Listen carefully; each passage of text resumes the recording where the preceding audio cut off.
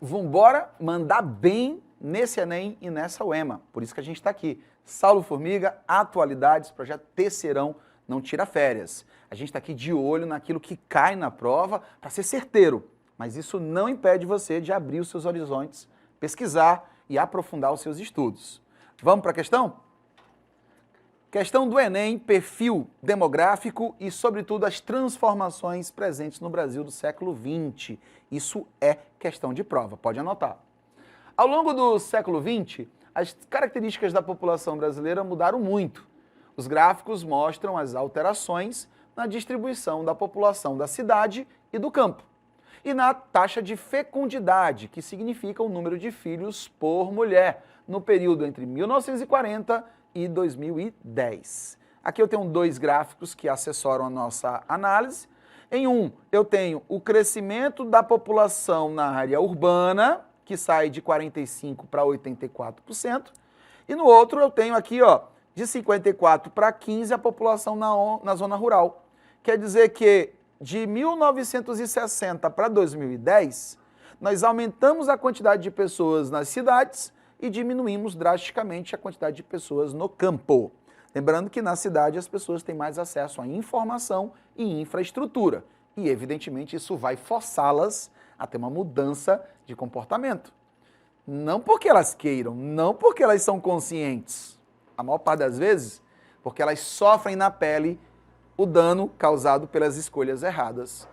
Ter muitos filhos, por exemplo, na cidade significa muitos custos. E isso, evidentemente, vai trazer um preço alto para a sua qualidade de vida. No outro gráfico, eu tenho a média de filhos por mulher. Percebam, olha a comparação que a questão exige.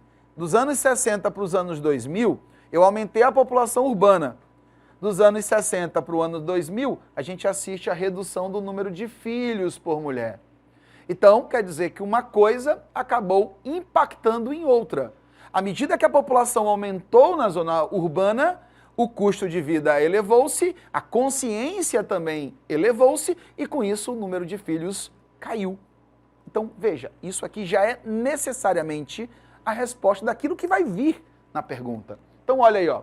Comparando-se os dados do gráfico, pode-se concluir que, letra A, o aumento relativo da população rural é acompanhado pela redução da taxa de fecundidade. Espera aí, não houve aumento da população rural, houve uma diminuição. Então, eu jamais marcaria a letra A. Fique atento.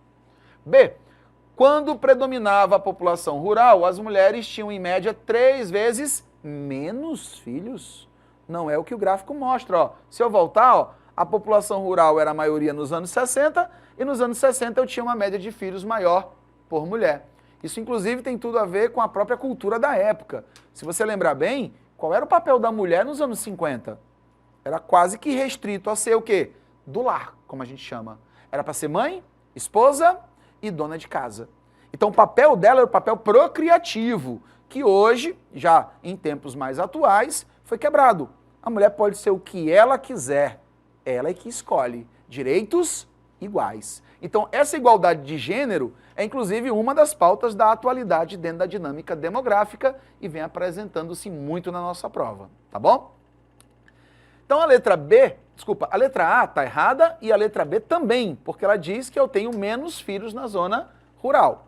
C, a diminuição relativa da população rural coincide com o aumento do número de filhos por mulher. Ter menos população no campo coincide com o aumento do número de filhos por mulher. Gente, nós não tivemos a redução da população rural? Tivemos.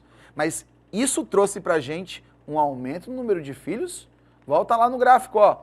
Redução da população rural, aumento da população urbana. Mas não houve aumento do número de filhos, ó. Até porque o conhecimento chegou também ao campo em função da tecnologia, em função da globalização. Então a população do campo também está tendo menos filhos, só não na mesma velocidade que a cidade. Então também sofre transformações, mas não na mesma intensidade, ok? Então falso. D, quanto mais aumenta o número de pessoas morando em cidades, mais ou maior passa a ser a taxa de fecundidade. Não esquece. Olha para cá. Cidade, maior custo de vida, maior tributo, maior pagamento de imposto, maior deslocamento territorial, maior prestação de serviços. Mas tudo isso colabora para o aumento do custo de vida. Então eu não vou ter mais filhos, eu vou ter menos. Então sobra a letra E. Com a intensificação do processo de urbanização, o número de filhos por mulher tende a ser menor. Nossa resposta. Clássico, direto, objetivo e fácil. Você com certeza mandou muito bem na análise e a gente continua aqui, sempre analisando com muito carinho todas essas questões. Até mais!